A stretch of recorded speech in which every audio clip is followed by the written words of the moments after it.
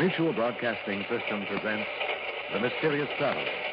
Written, produced, and directed by Robert A. Arthur and David Coben. And starring two of radio's foremost personalities, Lyle Sudrow and Robert Donnelly, in Behind the Locked Door.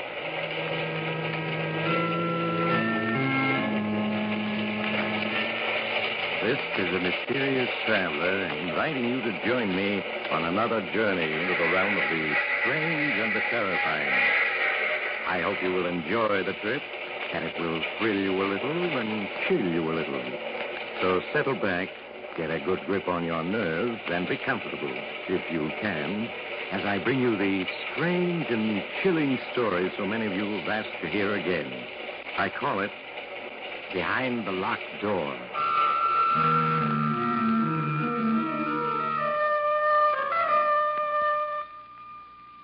Our story begins in the beautiful mountain region of Lake Mead, Arizona.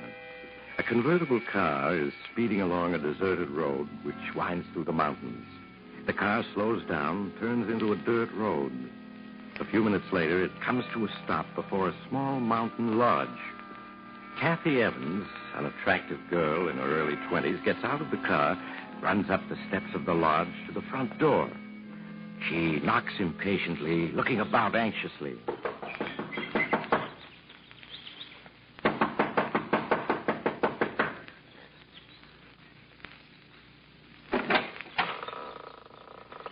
Yes? Martin, Kathy. I thought I'd find you here. Aren't you going to ask me? Go away, Kathy. Martin, what's wrong? Go away. Go away. Not until I find out what this is all about. Let me in. Are you alone? Alone? Yes. Darling, look at yourself. You haven't shaved in days. And... Martin, those deep gashes on your face. How did you get them? It doesn't matter. Darling, you must have lost a great deal of blood. And you're feverish. Yes, I know. Is it true about Professor Stevens? Yes.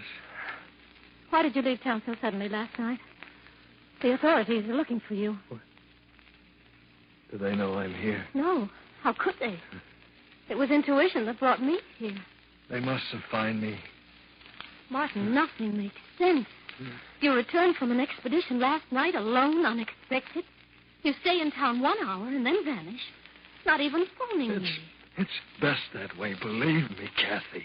You've got to tell me everything that's happened. I can't, Kathy, I can't. I'm your fiancée. I've got a right to know. Kathy, go away, please. I won't go away until you tell me what's happened. If I do, then will you go? Yes. I don't know where to begin. I suppose if you can say it had a beginning, it was that day a little over 2 weeks ago in Professor Stevens' office.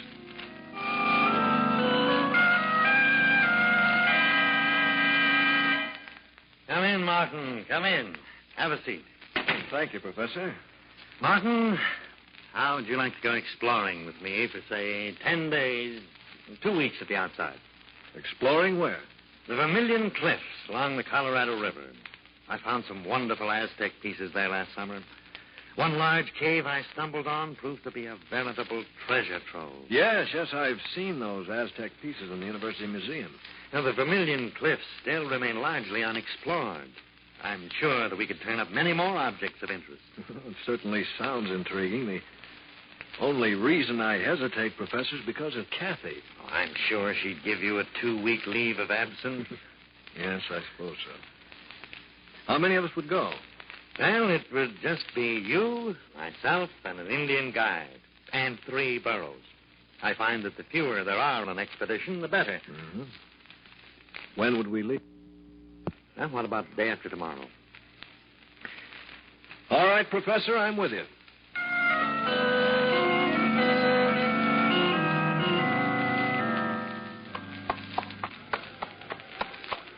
So these are the Vermilion Cliffs, Professor. Yes. An awe-inspiring sight, aren't they? They're as breathtaking as the Grand Canyon itself. I had no idea they towered so high. Yes, they make you realize just how insignificant man really is. Yeah. Now, this region is so desolate, Martin, that it's all but unexplored. That's why I'm drawn to it time and time again. Yes, I can understand that. It represents the challenge of the unknown. Careful, Martin. You'll get the exploring bug. Oh, I've already been bitten, Professor. Well, if you're going to be an explorer and an archaeologist, I'll have to start teaching you the fundamentals of the profession. Sam, it seems like a good spot. We'll camp here for the night.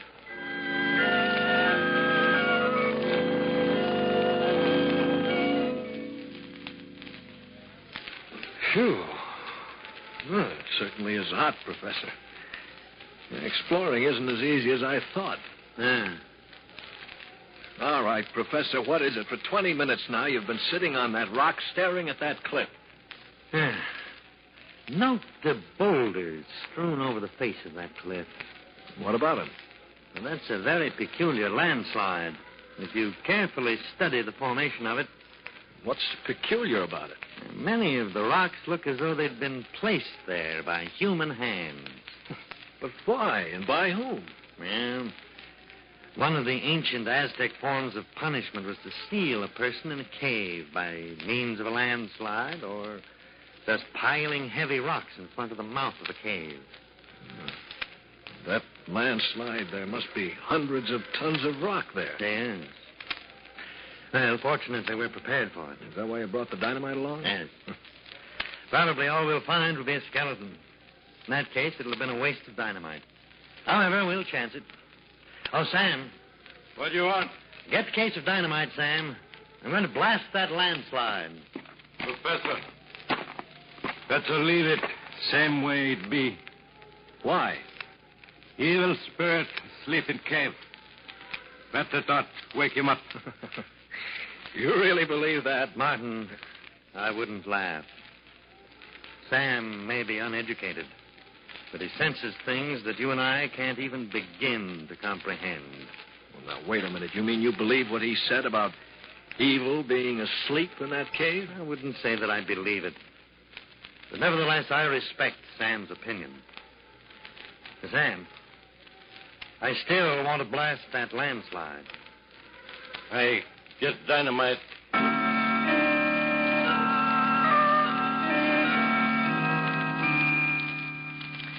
Keep your head down, Martin. When I set that dynamite off, there are going to be a great many rocks flying around. Don't worry, Professor. I've got cover. Sam, you ready? Yes, Professor. All right. Here goes.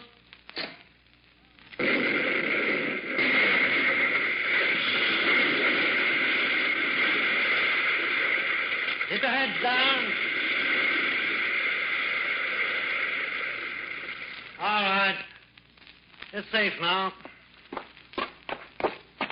Professor, I think you did it. I can see a small opening. It looks like the mouth of a cave. Yes, it is. Sam, let me have one of the flashlights. Martin, you take the other. I'll lead the way in. Just as you say, Professor.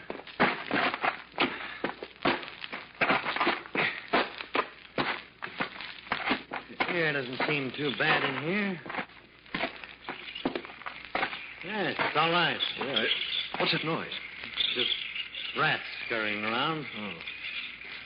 Certainly a huge cavern. Look at that ceiling. Must be 200 feet high. Look at the bats up there. Yes, huge ones. I have a feeling that this cavern and others extend for miles underground. Yeah, Professor, look. Skeleton. Yes. There's another one over there. Yes. Let's see what else there is. Wagon train. What? Good Lord. Sam's right. It's a wagon train. A wagon train? Yes. But there are at least 30 or 40 wagons in this cavern. Look. Skeletons of horses. Yeah. Here's a skeleton with an arrow beside it. Let me see it. Oh. Appears to be a Navajo arrow. What do you think, Sam? Navajo. Professor, this wagon train, what's it all mean? Well, many years ago, this wagon train was attacked by Indians. Wagon train retreated into this cavern. hoping to save themselves that way. Then the Indians caused a landslide, sealing them in. Yeah. Poor devils. Notice that old gun lying there. Yeah. The flintlock. Seems to suggest that this wagon train must be at least 100 years old. Probably headed for the California gold rush of 1848. Yeah. Well, we'll come back tomorrow and search this wagon train thoroughly. I'm sure we'll find many things of great interest. The next morning, after an early breakfast, Sam and I followed Professor Stevens back into the cavern. We spent the morning investigating the trunks and boxes we found on the wagons. And among the moldy clothing and 101 household articles, we found faded letters and newspapers which showed the wagon train had crossed the Mississippi in the summer of 1849, headed west for California and gold. We finished rummaging among the effects of the wagons, and the professor suggested we explore the cavern. We followed him from one cavern to another, each varying in size. Now and then the professor would stop to mark our trail, for the caverns were honeycombed with countless passageways. How far do you think we've come, Professor? I should say we're about a mile from the wagon train. We'll go back a few more minutes. We go back now. This place is evil. Well, Sam, if there are ghosts here, they're only the ghosts of the people in the wagon train. They wouldn't harm us. I tell you, evil. Feel it. All around. We'll go back. We'll go just a little further and turn back. Professor, wait a minute. What is it, Martin? I think I hear running water. Yes, you're right. Come along. We seem to be getting closer. Yes. Evil all around us. Can't be much further. Well, there it is. Yeah. It's a small river. Look how swiftly it's flowing. Yeah. This probably flows for miles underground and it empties into the Colorado River. Say, Professor, here along the bank, there's a tremendous pile of fish bones. Yes, so there is. Look. There are even more on the other side of the river. What do these huge piles of fish bones mean? It's very strange. How do you account for it? I'm afraid that at the moment I can't. Sam, you any ideas about it? Evil all around us. Feel him strong. Professor, he's trembling. Sam, there's nothing to be afraid of. Look, I'll shine my flashlight around, see? We've been watched. Watched? What are you talking about? Won't stay here. I go. Sam, come back. You haven't even got a flashlight. Sam! Come on, Martin. We've got to catch him.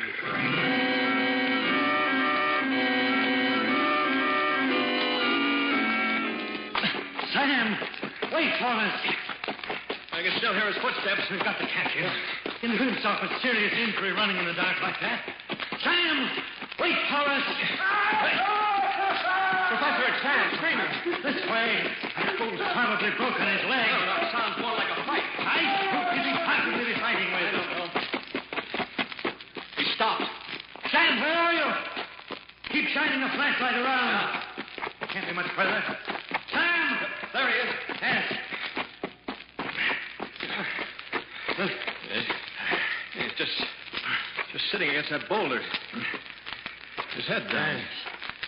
Sam, give me a hand with him. Good Lord.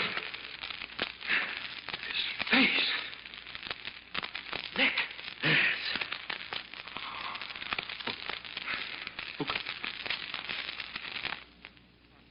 I have a theory. But it's so incredible that I can't bring myself to voice it. Tell me. What, you think I'm insane? Tell me. What if the people of the wagon train, or rather their descendants, are alive here in these huge caverns? Oh, that's impossible. Why? Picture what happened the day the 150 people or so were sealed into this mountain by the Indians. What would have been the first thing they'd have done? Tried to dig their way out. Exactly.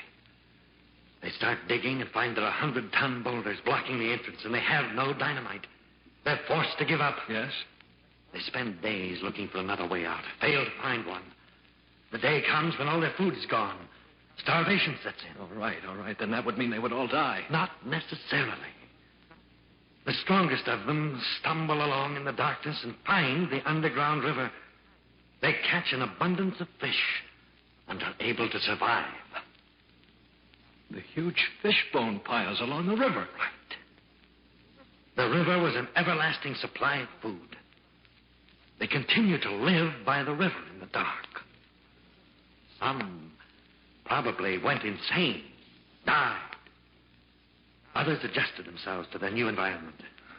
Professor, you think those handful of survivors had descendants who are alive today inside this mountain? Yes, Martin. And it was one of them who clawed Sam to death. What can those descendants be like? Being born and living in darkness. I can only guess.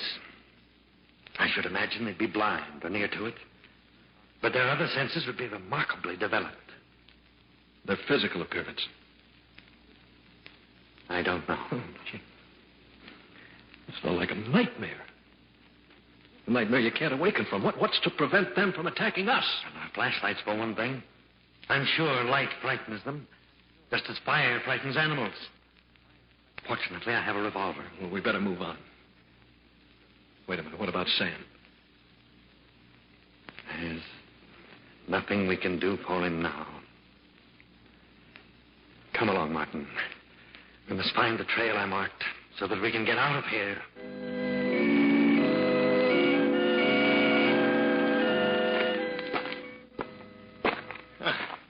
Seems we've been searching days for the markings you left. Yes. Actually, it's been 10 hours. Listen. What? The river. Yes. Yeah. Come along. Yeah. Once we reach the river, we'll be able to pick up the trail I marked. Well, we're getting closer. Yes. There it is. Here we are. Look, Martin, there's my marking on the passageway. We found the trail. Yes. Martin, 2 a.m. We'd better rest for a few hours. We're both too exhausted to go on right now. One of us stand guard, and the other sleeps. All right. I'll set up the first hour. Thank you, Martin. Keep the flashlight on. Don't worry. I will.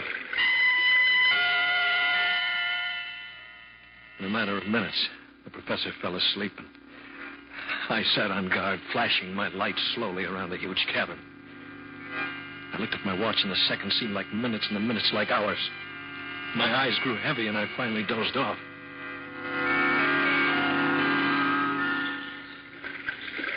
Suddenly, I awakened in the darkness to hear the professor screaming. Martin! Help me! Turn on the flashlight! Frantically, I fumbled in the darkness, but I couldn't find it.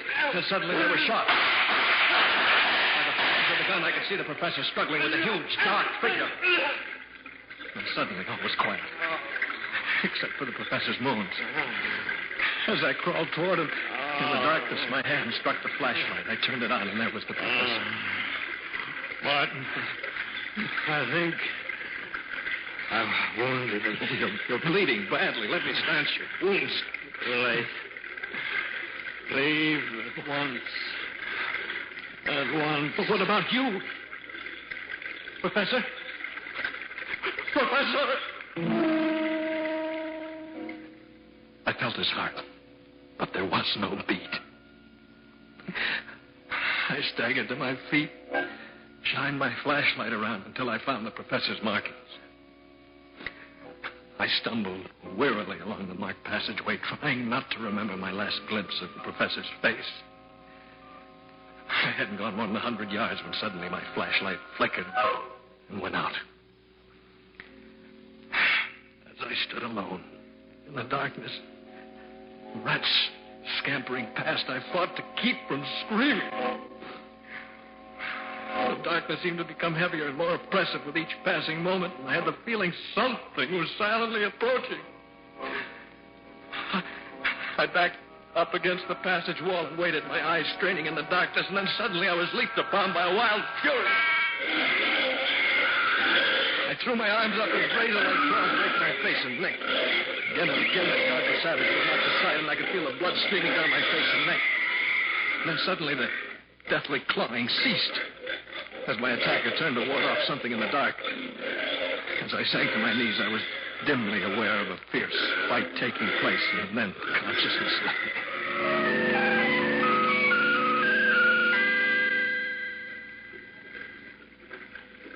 Later. How much later, I have no way of knowing. I became aware of a heavy, calloused hand washing my face and neck with water. I winced in pain as the water flowed into the deep cuts, and then suddenly I remembered all. And remembering all, became aware of the calloused hand washing my face and the presence of someone beside me in the darkness.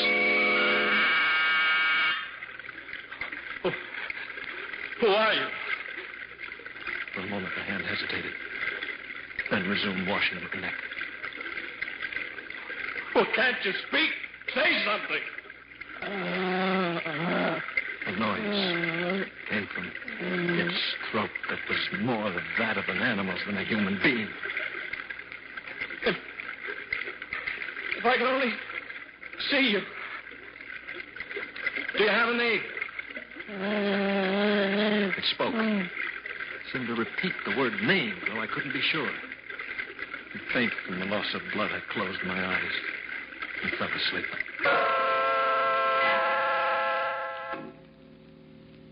When I awoke, my face and neck felt stiff and painful. It seemed to sense I was awake, for as I opened my eyes and stared into the darkness, it came to my side.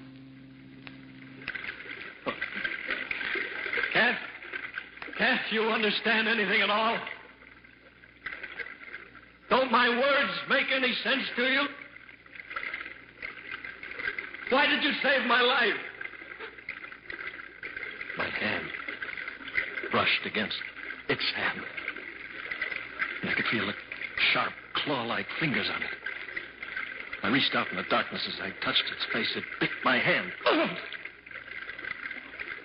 I tried to get to my feet, but it placed a strong hand on my shoulder and held me down. At that moment, I realized that not only was it my savior, but my jailer as well. I lost all track of time. Now and then, it would leave me. And I would cautiously get to my feet to steal off, but no sooner had I taken more than a few steps than it would be there at my side, forcing me to return to the bank of the river. I spent my every waking moment trying to think of a way to escape. And then, when my despair was greatest, an idea came to me. The professor had said that the underground river I lay beside emptied into the Colorado River. Though the odds were 100 to 1 against my surviving, I knew it was the only possible way of escape. Slowly, I crawled the few remaining feet to the edge of the river and, leaning over, started to wash my face. I could sense that it was watching me. I leaned forward a few inches more and fell into the river. As I came up for air in the swift flowing water, I heard a splash beside me. A moment later, I felt its arms around me.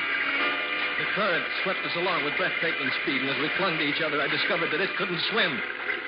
For what seemed hours, the river swept us along in the darkness, and I felt myself losing consciousness as I attempted to keep the two of us above water.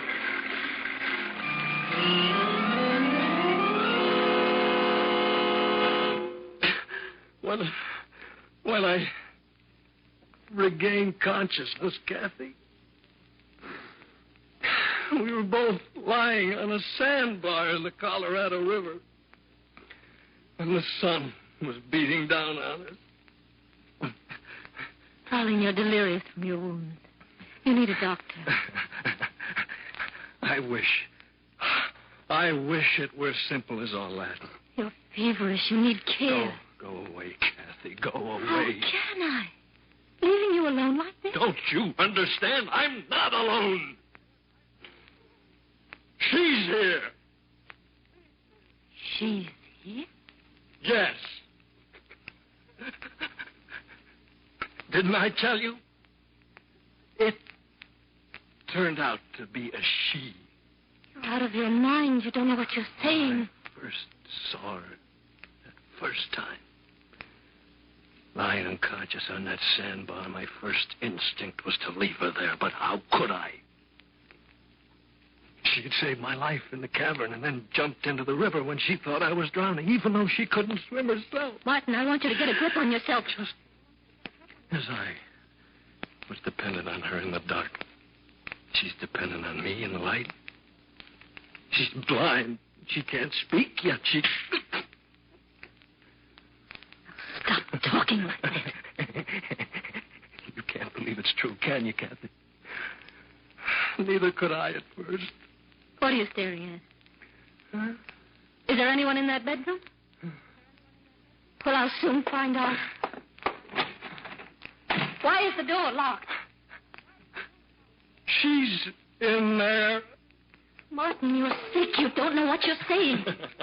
I'll prove to you there's no one in that room. It's just your imagination. Give me the key to the door. Kathy, Give it to me. Thank you. Perhaps when you see the room is empty, you'll be willing to return to town for medical treatment. There. I told you.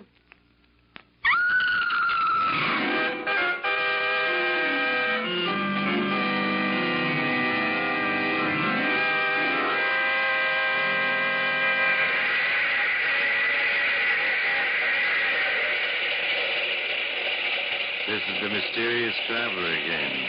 Did you enjoy our trip? What's that, madam? You want a description of what Kathy saw when she opened that bedroom door? Well, you might ask Kathy. But the only trouble is the poor girl gets hysterical when you question her about the occupant of that bedroom. I suggest you write a letter to the Museum of Horrors for a full description. They consider the Woman of the Mountain as their star exhibit. Because when she... Oh, you'll have to get off here. I'm sorry. I'm sure we'll meet again. I take this same train every week at this same time.